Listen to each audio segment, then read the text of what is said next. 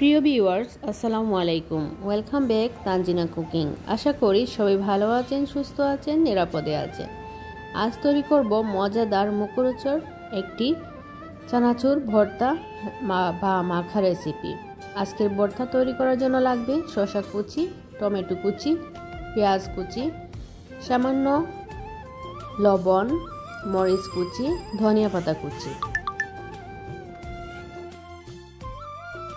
এবার সবগুলো উপকরণ একটি বাটিতে নিয়ে নেব এবং খুব ভালো করে মাখিয়ে তারপর চানাচুর দিয়ে আমি মামাদের মতো তৈরি করব চানাচুর মাখা বা ভর্তা রেসিপি।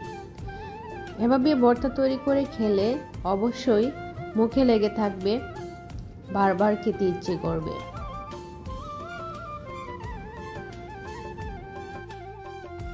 ভিডিওটি ভালো লাগলে অবশ্যই লাইক, শেয়ার, কমেন্ট করতে ভুলবেন না।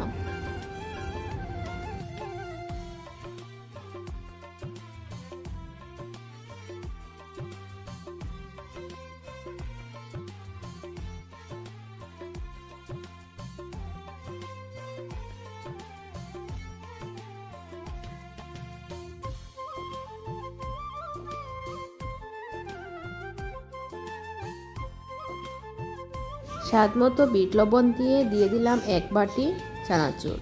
তারপর উপর থেকে কিছু সরিষার তেল দিয়ে দিলাম।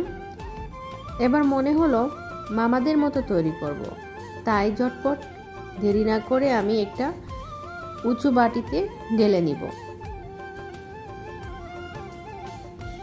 এই তো বাটিটা রেডি, আমি এখন ঢেলে নেব। তারপর খুব ভালো করে ঝাঁকিয়ে ঝাঁকিয়ে তৈরি করব চানাচুর মাখা।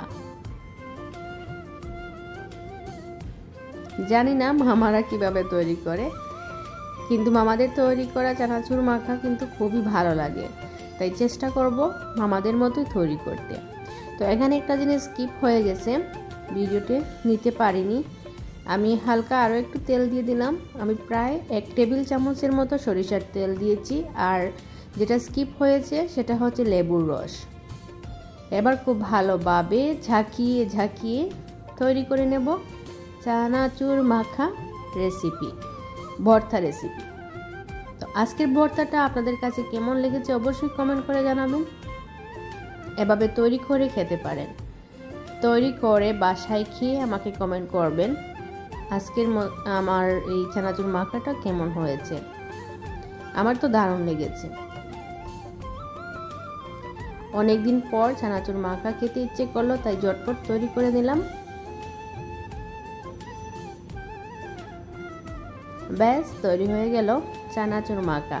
এবার কিন্তু জমিয়ে খাওয়ার পালা। আমার কিন্তু বেশ লেগেছে।